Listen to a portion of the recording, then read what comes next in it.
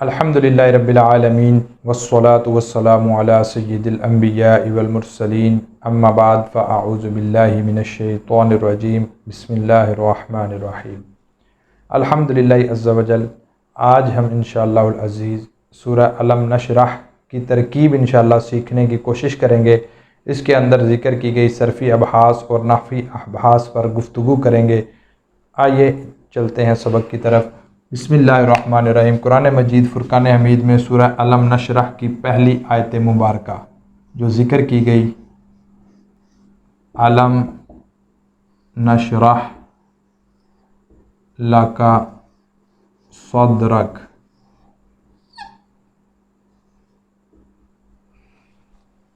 اب یہ قرآن مجید فرقان حمید میں سورہ علم نشرح کی پہلی آیت مبارکہ جس کا اعراب بھی قرآن مجید فرقان حمید میں ذکر کیا گیا، علم نشرح لک صدرک۔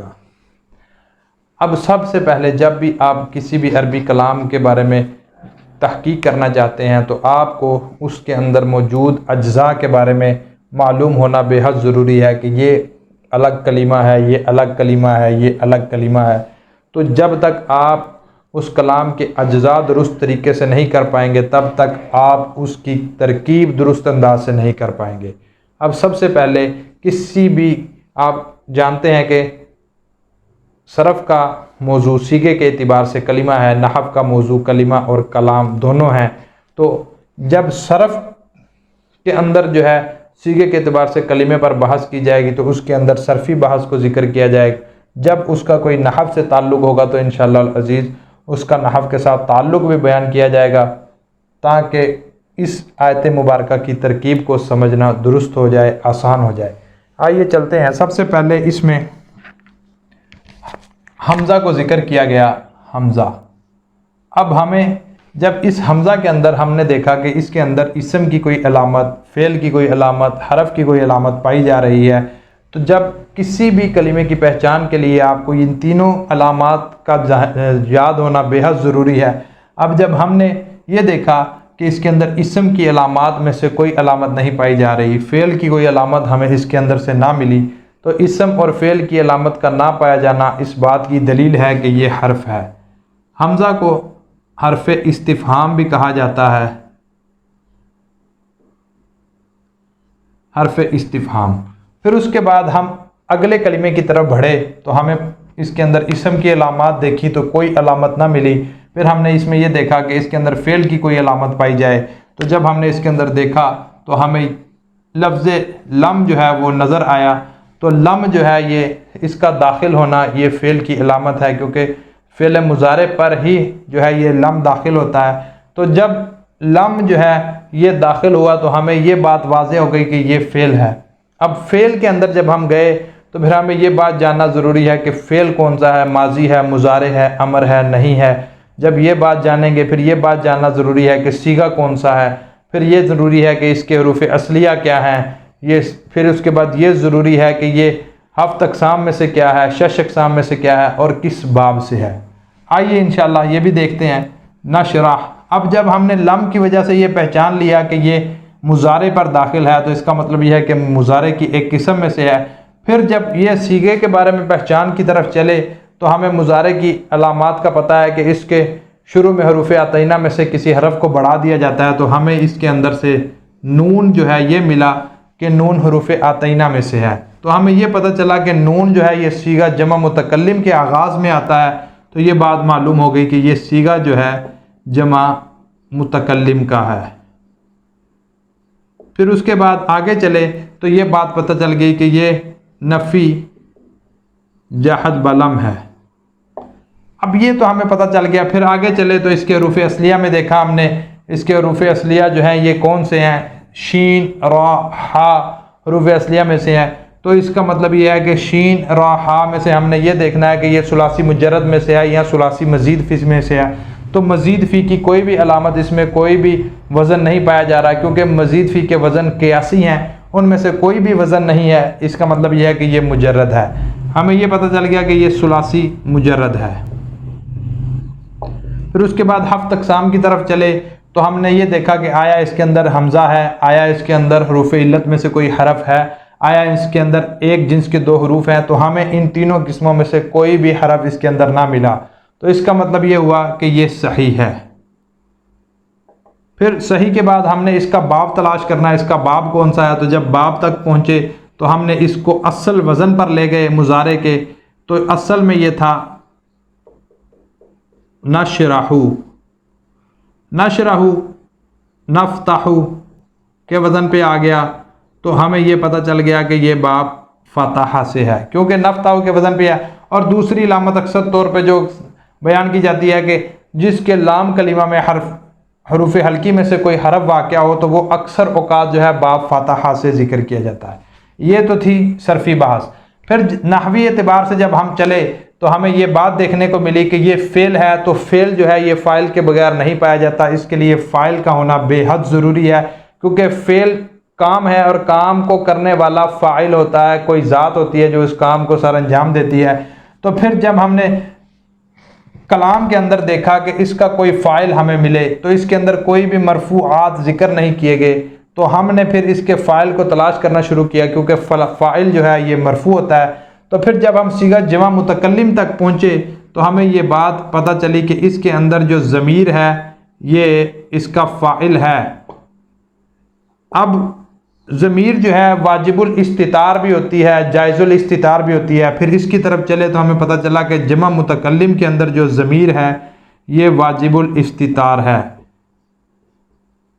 اب یہ واجب الاستتار اور اس کے اندر نحن ضمیر کو ہم نے دیکھا کہ اس کے اندر نحن ضمیر ہے جو اس کا فاعل ہے۔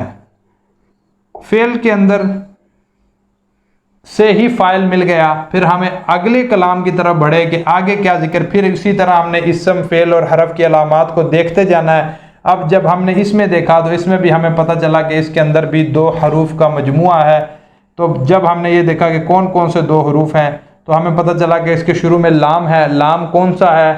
تو لام کے بارے میں جب تحقیق کی گئی تو پتہ چلا کہ یہ لام جو ہے یہ جار میں سے ہے، یہ حروف جارہ میں سے ہے، حرف جار ہے لام۔ یہ کیسے پتہ چلا؟ کیونکہ یہ اسم پر داخل ہے، کاف ضمیر جو ہے وہ اسم ہے۔ اب یہ کیسے پتہ چلا کہ کاف ضمیر اسم ہے؟ کیونکہ کاف ضمیر جر جو ہے، حروف جار جو ہیں یہ اپنے اسم کو جر دیتے ہیں، لیکن یہاں پہ کاف کو جر نہیں دیا گیا، منصوب ہے، تو اس کا مطلب یہ ہے کہ یہ مبنی ہے، اور مبنی کے بارے میں جب تحقیق کی گئی تو مبنی اسم کی قسم میں سے ہے۔ تو یہ ہمیں پتہ چل گیا کہ یہ جو ہے ضمیر مجرور ہے اور اسم ہے۔ اب جار اور مجرور کے بارے میں جب ہم نے نحوی اعتبار سے بحث کی تو ہمیں پتہ چلا کہ جار اور مجرور جو ہیں یا تو ظرف لغو ہوتے ہیں یا ظرف مستقر ہوتے ہیں۔ اب یہاں پہ یعنی ان کا کوئی نہ کوئی متعلق ہوتا ہے، اگر کلام میں کوئی متعلق موجود ہو تو اس کے متعلق کر دیا جاتا ہے، اگر نہ موجود ہو تو اپنے پاس سے محذوف جو ہے کلام کے مطابق متعلق فعل یا شبہ فعل نکال کر اس کے متعلق کیا جاتا ہے۔ اب اس کے اندر ہم نے دیکھا کہ ہمیں اس کے ماقبل نشرح فعل موجود ہے۔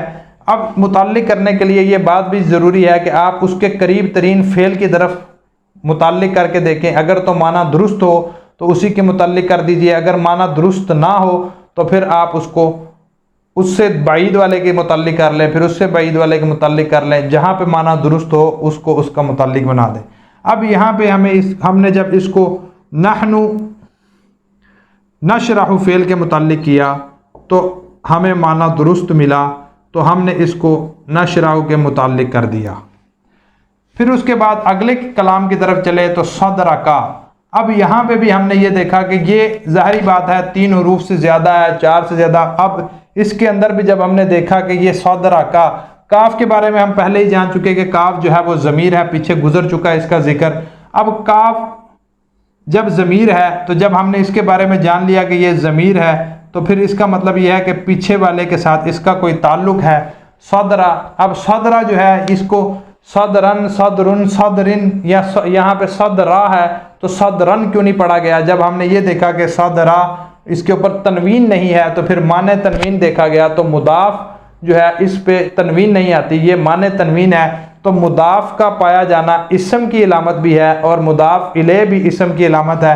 ہمیں یہ پتہ چل گیا کہ یہ دونوں اسم ہیں اور ان کے دونوں کے درمیان تعلق کیا ہے؟ اضافت ہے، ان دونوں کے درمیان نسبت کا تعلق ہے، اضافت کا تعلق ہے۔ تو صدرہ کو ہم نے مضاف تسلیم کیا، معنی تنوین کیونکہ تنوین نہیں آ رہی تو اس کا مطلب یہ مضاف، تو پھر اس کے بعد اس کے ما بعد جو ہے یہ مضاف الیہ ہے۔ اب مضاف اور مضاف الیہ مرکب اضافی ہو کر یہ بھی کلام کے اندر اپنی ایک حیثیت رکھتے ہیں۔ اگر تو کلام کے شروع میں ہے تو مبتدا بننے کی صلاحیت بھی رکھتے ہیں، اب کلام کے آخر میں ہے پھر اس کے بعد صدرہ کا منصوب ہونا اس بات پر دلالت کر رہا ہے کہ یہ منصوبات میں سے ہے۔ پھر منصوبات دیکھیے، تو جب ہم منصوبات کی طرف چلے تو ہم نے اس کو دیکھا، تو اب فعل جو ہے وہ کس چیز پر واقع ہو رہا ہے، کس چیز پر اس فعل کو واقع کیا جا رہا ہے، کام کس چیز پر واقع ہو رہا ہے، تو صدرہ جو ہے وہ سینے پر یہ کام واقع کیا جا رہا ہے۔ سینے پر ایک کام کا واقع ہونا جو ہے یہاں پتہ چلا کہ یہ مفعول ہے۔ اب جب مفعول ہے تو اب پورے یہاں سے ہم آغاز سے لے کر اختتام تک ہم نے تمام اجزاء کے بارے میں جان لیا۔ اب ہر اجزاء کو الگ سے لکھ لیں، حرف کو تو الگ چھوڑ دیں کیونکہ حروف یہ حرف غیر عاملہ میں سے، اگر عاملہ میں سے ہوتا پھر اس کو ذکر کرتے بحث کے اندر۔ فعل آ گیا، سب سے پہلے ہم نے فعل کو دیکھا، فعل کے بعد پھر ہمیں اس کا فاعل تلاش کیا، جب ہم نے اس کا فاعل تلاش کر لیا پھر ہمیں پتہ چل گیا کہ فعل اور فاعل ہمیں مل گئے۔ ما بعد کلام جو ہے اس کے متعلقات میں سے ہے، تو پھر ہمیں اس کے متعلقات ملے جار مجرور کی صورت میں، پھر اس کے بعد ہمیں آخر میں اس کا مفعول ملا، تو ہمیں یہ پتہ چلا کہ یہ فعل اپنے فاعل اور متعلقات اور مفعول بہ سے مل کر جملہ فعلیہ ہوا۔ اب جملہ فعلیہ کیوں ہے؟ کیونکہ یہ فعل سے شروع ہو رہا ہے، اس وجہ سے اسے جملہ فعلیہ کہا جائے گا۔ اب یہاں پہ یہ ایک آیت مبارکہ کی ترکیب مکمل ہوئی۔ اب اگلی آیت مبارکہ کی ترکیب کرنے سے پہلے یہ بات جاننا ضروری ہے کہ اس آیت مبارکہ کا آگے والی آیت مبارکہ سے کوئی ربط تو نہیں ہے۔ اگر کوئی ربط پایا جا رہا ہے، کیونکہ کلام کے اندر بعض دفعہ ربط بہت دور تک جا کر جو ہے وہ مل جاتا ہے، اس وجہ سے اگر تو اس کا آگے والی آیت مبارکہ سے کوئی ربط نہ ہو تو پھر یہ کلام یہاں پر ہی مکمل ہو جائے گا۔ اگر آگے والی آیت مبارکہ سے ربط ہے تو پھر یہ آیت مبارکہ آگے بھی چلے گی اسی کلام کے ربط کے ساتھ۔